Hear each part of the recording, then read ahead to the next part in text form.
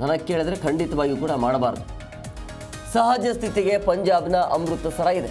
ಸಹಜ ಸ್ಥಿತಿಯತ್ತ ಮರಳುತ್ತಾ ಇದೆ. ನಿತ್ಯ ಚಟುವಟಿಕೆಯನ್ನು ಆರಂಭ ಆಗಿದೆ. ಕಿರು ಸೈರಾನ್ ಆದ ಕೂಡಲೇ ಪುನರಾರಂಭ ಆಗಿದೆ. ಸೊ ನಿನ್ನೆ ಚಟುವಟಿಕೆ ಅಂದರೆ ಅದೆಲ್ಲವೂ ಕೂಡ ಸಹಜ ಸ್ಥಿತಿಯೆಲ್ಲ ಇರುವಂಥದ್ದು. ಸೊ ಅಮೃತಸರ DC ಇದರ ಬಗ್ಗೆ ಮಾಹಿತಿಯನ್ನು ಕೊಟ್ಟಿದ್ದಾರೆ. ಈಗ ಡೇ ಟೈಮಲ್ಲಿ ಅದು ಸಹಜ ಸ್ಥಿತಿ ಆಗೋದು ಕಾಮನ್, ಅದು ಬೇಕಾಗಿಲ್ಲ. ಸಂಜೆ ಆದಮೇಲೆ ಸಹಜ ಸ್ಥಿತಿ ಆಗಬೇಕು. ಡೇ ಟೈಮಲ್ಲಿ ಹೆಂಗೆ ಇರುತ್ತೆ, ಕತ್ತಲಾಗ್ತಾ ಇದ್ದಂಗೆ ಶುರು ಆಗುತ್ತೆ. ಕತ್ತಲಾದ ಮೇಲೂ ಕೂಡ ರಾತ್ರಿಯ ಸಮಯದಲ್ಲಿ ಸಹಜ ಸ್ಥಿತಿ ಇದೆಯಾ ಇಲ್ಲ ಅನ್ನುವಂಥ ಪ್ರಶ್ನೆ ಇವತ್ತೇನಾಗತ್ತೆ ಅನ್ನೋದು.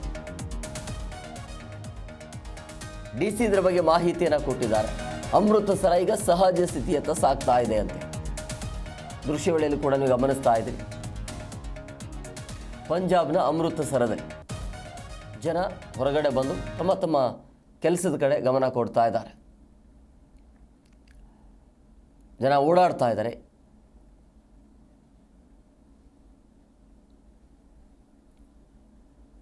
ಸೊ ಹಂಗಾಗಿ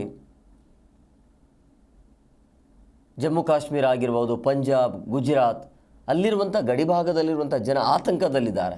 ಈಗ ಸದ್ಯಕ್ಕೆ ಜನ ಓಡಾಡ್ತಾ ಇದ್ದಾರೆ ಅನ್ನುವಂಥ ಮಾಹಿತಿ ಸಿಗ್ತಾ ಇದೆ. ನಿತ್ಯ ಚಟುವಟಿಕೆ ಮತ್ತೆ ಆರಂಭ ಆಗಿದೆ ಅನ್ನುವಂಥದ್ದು. ಅಮೃತಸರ DC ಇದರ ಬಗ್ಗೆ ಮಾಹಿತಿಯನ್ನು ಕೊಟ್ಟಿದ್ದಾರೆ. ಅಮೃತಸರ ಅಂದರೆ ಪಂಜಾಬಲ್ಲಿ